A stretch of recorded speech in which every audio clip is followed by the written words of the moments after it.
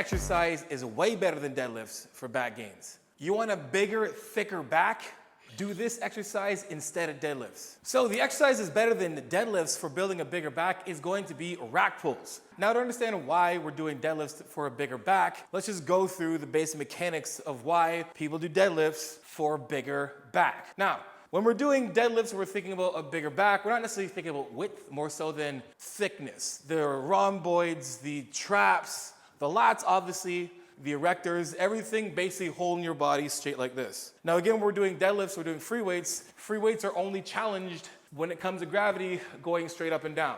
When we're doing deadlifts, what makes deadlifts a back exercise is because our back has to stay in a stiff position in an isometric hold. Our lats, our traps, our rear delts, our rhomboids are all in an isometric hold this way while we're challenging it through gravity. So if I decide to hold the bar right now, right here, my back isn't doing much. My shoulders are still depressed, my chest is up, everything is locked right in, but because gravity is only doing something from here, and the only way my traps are gonna be challenged is if I shrug my shoulders. So how do we make the back work when doing deadlifts? Now for me to challenge my back, I have to put myself in a position that makes my lats work. And how are they gonna work? Well, they're only gonna work from here, doing a pull-up, or if there was weight in front of me, doing a row, or if I was bent over, doing a row. And that's a position where I have to be for my lats to be engaged. Now, when we're doing deadlifts, we're not rowing. When we're doing deadlifts, what we're doing is, if you look at my hands from here, if I was rowing in the perfect position, you look at me right now, I am in a great dumbbell row position. And it would almost be like similar to the top of my deadlift, almost. If I was here, that's where I would be for the rest of my deadlift and through. So when I'm here in a bent over barbell row position, my lats only get engaged when I start to pull the weight. Now if I decide to engage my lats right now and do this, my arms naturally stay up here. So we're gonna pretend that somebody's tickling our armpits, we're gonna go like this. Oh my God. Right? And right now my arms are basically loose, but my lats are engaged. They're engaged here because I'm in an isometric hold with my lats, my traps, rhomboids, everything staying in the position like this to hold my arms here. If I let go, my arms go down. When I do shoulder depression, the lats do shoulder extension. They're pulling this arm to the side and pulling it down.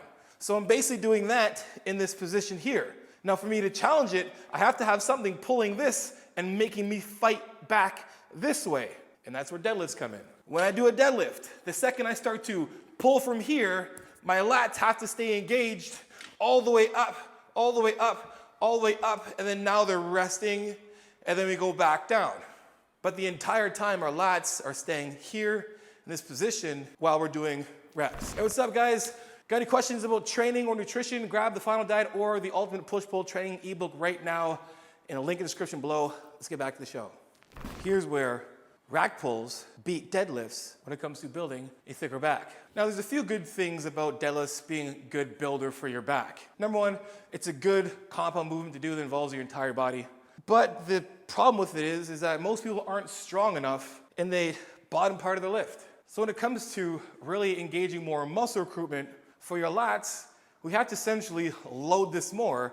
And the more we load the bar, the harder it's gonna be for you to actually perform a deadlift for you to be able to get the benefits out of it being a good back builder. Now, for here, being a rack pull, we're gonna be working on that top part of the lift. Yes, from here to here you're working, but at the top now we're not doing anything, but now we can load it more. We can load it a lot more in this position and do more reps in control. For the most part, people are not as strong from here to here, but a lot stronger from here to here.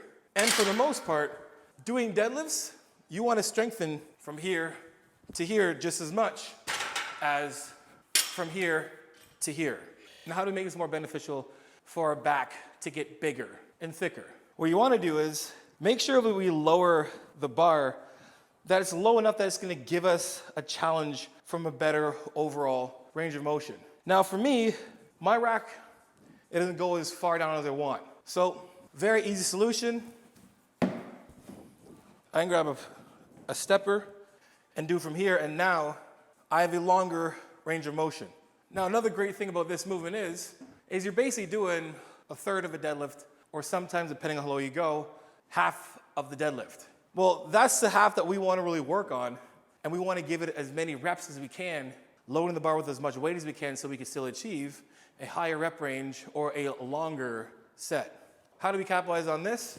And how do your reps look if you really want to build our back? Start off your sets without using any straps, any wraps. And then when you get to your harder sets, maybe one set of your hard set you do with no straps and then add straps. You don't want to lose reps because your grip strength, because your back can give you a lot more reps than your hands can grip. Now that we're loaded up, we're going to do this thing just like a deadlift. We're going to walk up to the bar where it's basically touching our shins. We want to be close to our body. It can be touching our shins, or it can be, again, above your shoelace. So from here, pretend someone's tickling your armpits, and then pull yourself down. Think about pinching the middle of your traps. That way when we start the deadlift, everything is already engaged and locked in. So we don't get this loose lift here, and then pulling here, and then we're the majority doing back extensions. We want to be locked in here, and here. All right, so we're going to walk up just like a deadlift. The bar can be touching your shins, or it can just be a little bit right above your shoelace. We're going to grab the bar. We're going to strap in if we have straps. If we don't, doesn't matter. We want to make sure that we have our full grip on the bar and close. From here, I want to think someone's tickling my armpits, and then I'm pulling myself into the bar right away. So now my scaps are already retracted, my lats are already engaged, everything's where it needs to be in my back. So then when I do my lift, I'm up, and I'm bending back the exact same way, and my lats stay engaged.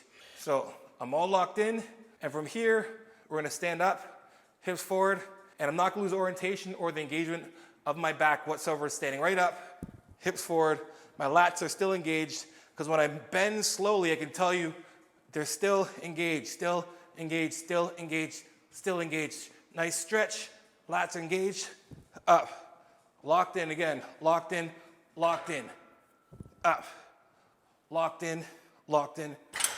It's how you want to do your reps, and slowly load the weight. Right now, doing those bit of reps, I can feel my lats are engaged, my traps are on fire, and it's focusing primarily on my back. The good thing about deadlifts is it's an amazing compound movement. When it comes to back, it's a really good movement as well too.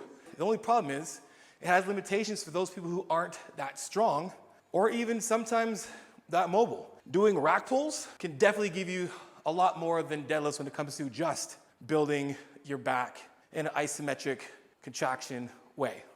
Isometric basically meaning you're standing still and flexing everything. This is an isometric hold.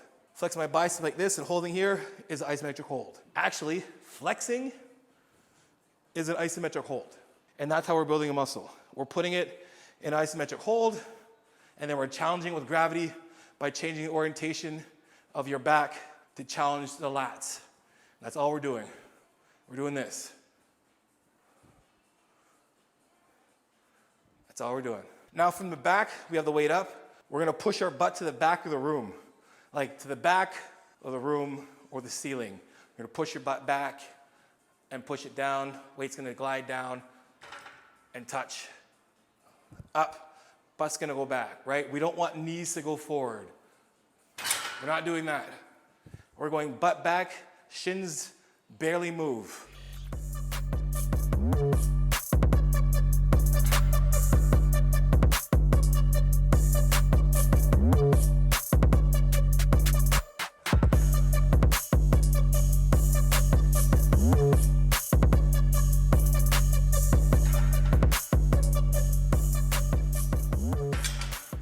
All right, cool. So if you're gonna use this for your next back day, I would put it maybe like second in the lineup, probably after doing like a high pull or a pull down, pull up, pull down, whatever. Then again, make sure you set up a little bit low enough so we can get a full range of motion.